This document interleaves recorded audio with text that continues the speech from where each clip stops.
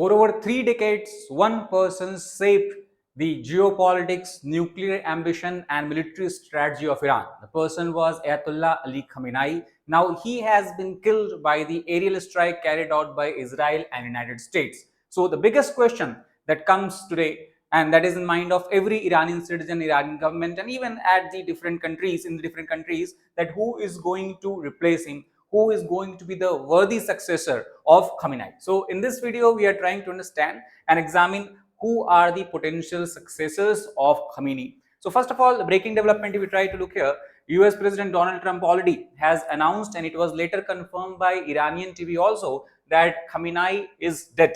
In this context, Donald Trump has stated that the most evil people in history is dead. That is how he has referred to Khamenei as such. This is the single greatest chance for the Iranian people to take back their country. You know about regime change is something that US and Israel has been continuously advocated in Iran even before we talk about 2025 when the attack was carried out, joint operation was carried out by both countries.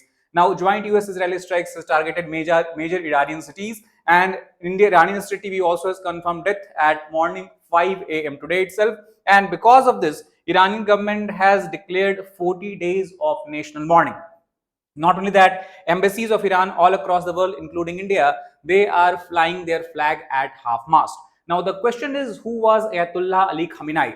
Ayatollah Ali Khamenei has been the supreme leader of Iran since 1989. 1979 is when the revolution occurred, and Ayatollah Ali Khamenei took charge. And 10 years later, his successor Ayatollah Ali Khamenei then took charge of the government as well as the nation of Iran itself.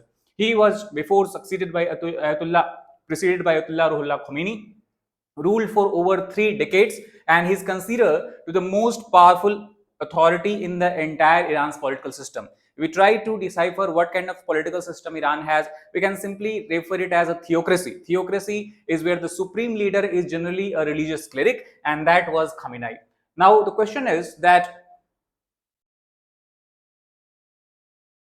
what kind of rule he had over Iran and how he was interfering in the domestic politics, how people of Iran saw him. So in recent time, we have seen a large-scale protest erupting in Iran against his regime because of the financial fallout, economic fallout, due to heavy sanctions imposed by Western countries on Iran as such, and Iran was facing a kind of diplomatic and all kind of isolation. Before that also, several protests has rocked different cities of Iran, such as 1999 student protest, 2009 election protest, 2019 economic protest, and 22-23 women life freedom movement that we saw coming up after the death of Mahsa Amini.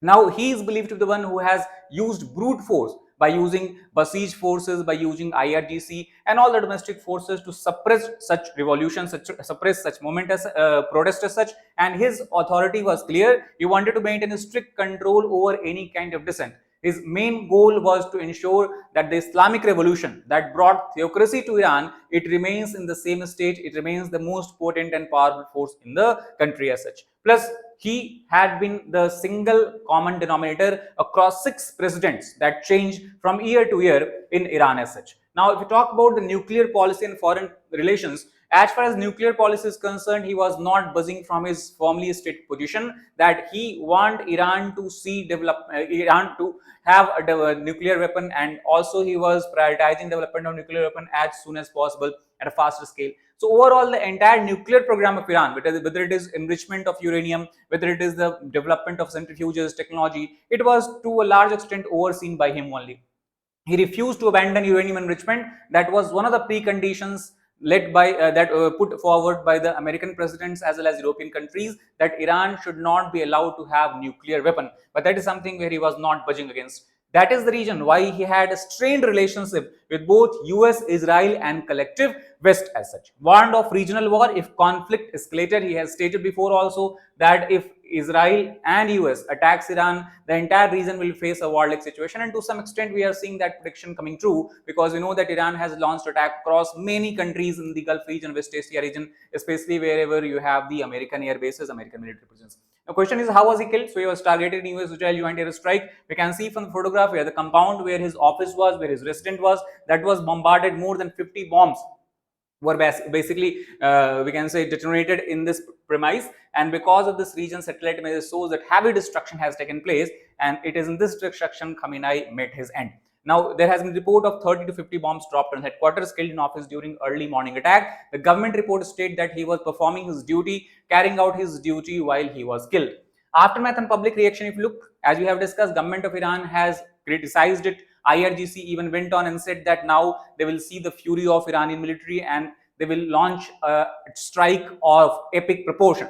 So mixed reaction, however, is seen from the general public as such, because in many places in Iran itself, it was seen that people have been celebrating, they were bursting firecrackers, they were blaring their horns of the vehicles and all that, and to some extent they were showing happiness with this recent development and death of Khamenei as such, because many people believe that he was ruling entire country with an iron fist. There was continuous suppression, and we can say brutal suppression of dissent. Anyone who was dissenting with regime was publicly hanged also, and that has led to large scale we can say furor among the general public, and that's why we saw protests erupting few weeks back as well.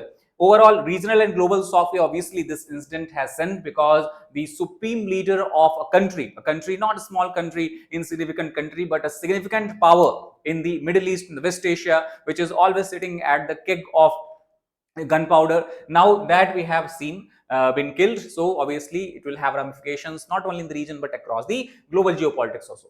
Now, as far as the constitutional succession process is concerned, successor is chosen by assembly of experts. This assembly of experts are total. We have 18 members, clerical body here. Guardian council vets member, and temporary leadership council assumes power until selection.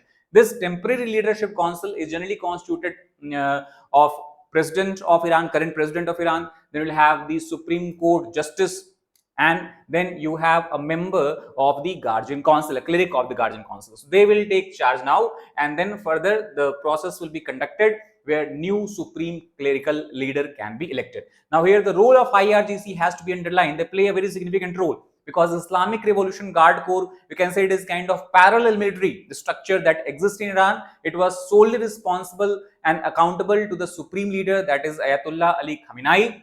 And IRGC is very, very influential in shaping any kind of succession process. So what kind of successor they wanted to choose, also it is interesting to see here. Strong security and political leverage these organizations enjoy. Emergency conditions may affect foreign procedure. There is a speculation among experts that IRGC may delay the foreign procedure of electing supreme cleric, because of the emergency condition, because Iran is in the state of war with Israel and US. Potential successor, if you take a look from the expert, it is believed that one notable successor can be Mojtaba Khamenei. Mojtaba Khamenei is son of Ayatollah Ali Khamenei. He has also a strong tie to both IRGC, that Islamic Revolution Guard Corps, and the Basis. Basis is basically a large-scale voluntary militia that was created to uphold the provisions of the Islamic Revolution. It is the organization responsible for suppressing any kind of dissent domestically in Iran as such. So he's definitely and significantly wields huge power. He is definitely influential, but many problem is there also in his candidacy. First is he is not a senior cleric. There are many senior cleric in the entire we can say council as such. No official government role. He has never been appointed as any official government position as such. So he has lack of experience in administrative procedures. And second, also, even Khamenei, when he was alive, he has stated that father to son succession is something that is controversial. He does not want it. Succession should be on the basis of merit. That's why Mojtaba can face certain difficulties in being a successor. Other names that are coming up is of Ali Reza Arafi. Ali Reza Arafi, as we can see from here, he is the deputy chairman of the Assembly of Experts, which again is a very influential body, and deputy chairman is also a very powerful position as such.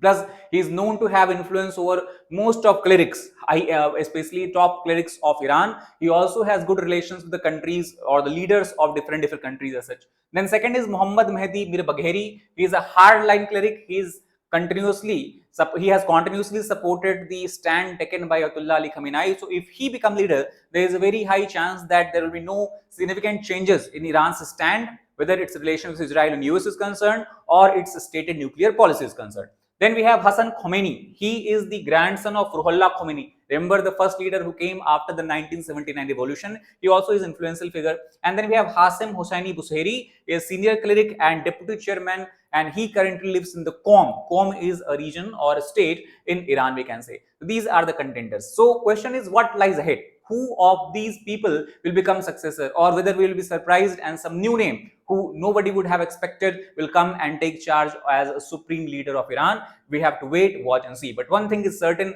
Iran currently is facing a major power vacuum, and succession is very, very critical, because I told you entire country is theocratic in nature. Without a proper head of the state, head of the nation, the decision making will suffer significantly, which becomes very difficult, especially in the Baltic situation. So domestic stability, nuclear policy, regional security, to ensure that all these decisions are taken in good faith, the succession of the office of the supreme leader is required here. Implication for West Asia peace we also see here, because who becomes the successor, large extent he will be the one who determine that on what path Iran will move forward, to what extent we might expect peace in West Asia. Because today, if you look, all the Gulf countries who are the allies of United States, who are largely Sunni-led countries or Sunni countries, they have been facing barrage of missiles and drones by Iranian military.